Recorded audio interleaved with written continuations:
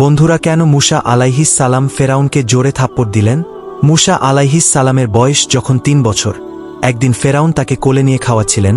হঠাৎ হযরত মুসা তাকে জোরে থাপ্পড় মারলেন।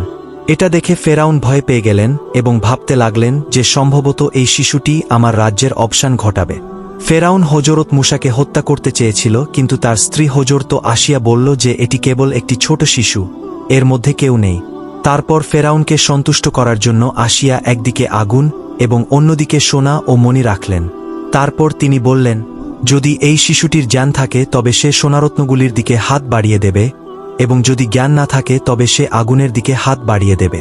হযরত মুসা স্বর্ণ ও রত্নের দিকে হাত বাড়াতে চাইলেন, কিন্তু জিবরিল আলাইহিস সালাম এসে তার হাত ধরে আগুনে আগালেন।